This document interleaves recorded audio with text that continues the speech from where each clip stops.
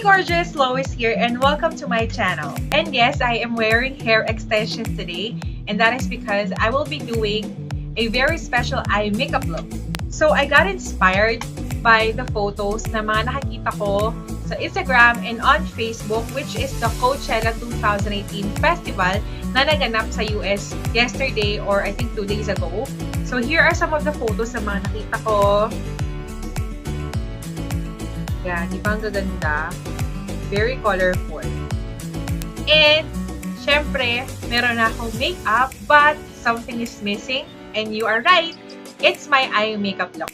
And today, gagamitin ko itong Careline Pocket Palette in Festival, which has 15 beautiful colors. It has the pink tones, it has the purple tones, and the green tones. This comes with a sponge applicator. It also comes with an instruction on how to apply properly on your eyes. And this contains 6 grams and this only cost 95 pesos. So ay mabibili nyo sa lahat ng department stores. It's also available at Watson's and I think on selected Mercury drugstores. So before we begin, I'll just do some swatches dun sa ibang colors for you to see if it's pigmented. So dun tayo sa green shade. Lightest shade na green, and then the next one.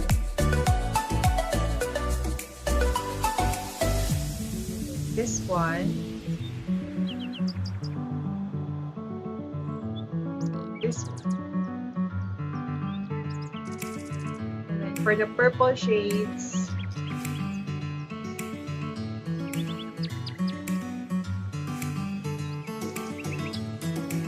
very shimmery, though it's not that pigmented. Pero tingin ko ma-apply ito ng maayos sa eyes. Yan, pwede pang highlight. This one.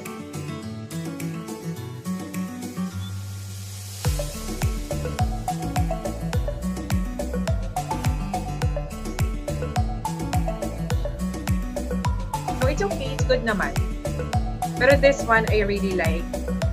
So, without further ado, let's begin! So, gagamitin ko muna itong third pink shade as a transition color.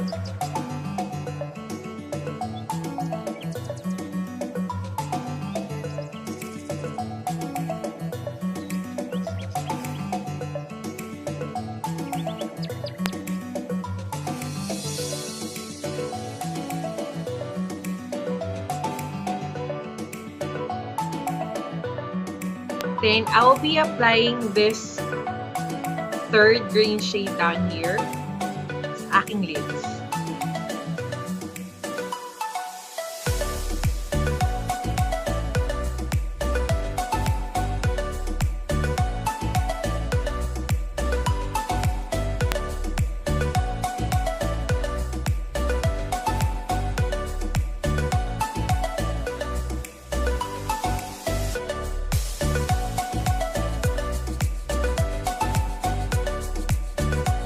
I will be using this second purple shade para doon sa aking outer V.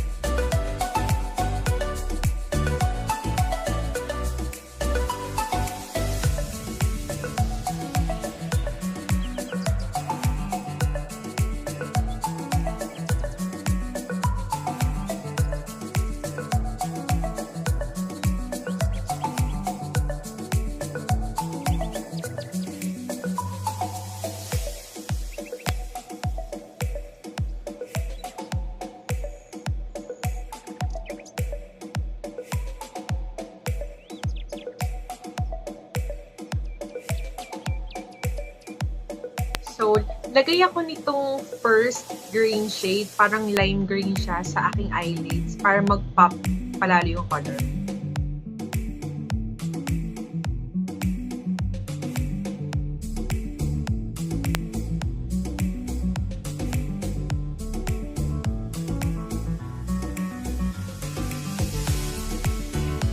Then, I'll be using the shades na nilagay ko sa aking upper part ng mata sa aking lower lash line.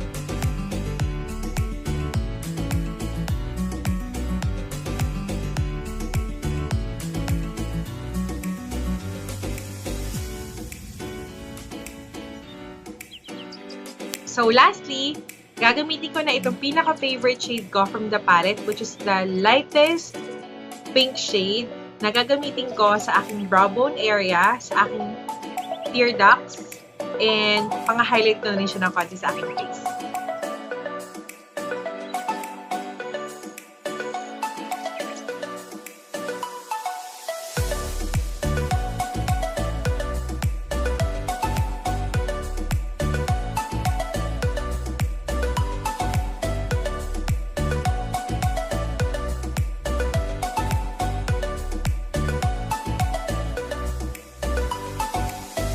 And of course, do not forget to blend the eyeshadow.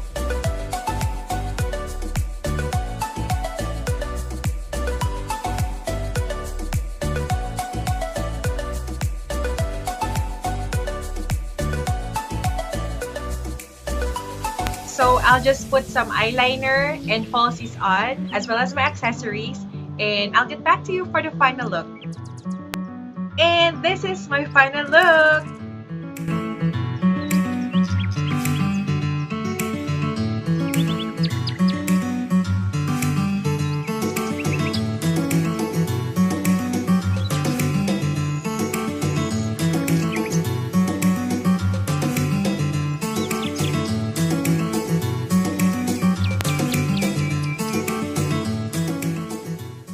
Sana nagustuhan niyo itong video na to, and if you did, please do not forget to hit on the thumbs up button. And do not forget to subscribe to my channel and hit on the little bell button down below para ma-notify kayo every time I have new videos uploaded. Thank you so much for watching, and you take care. Bye!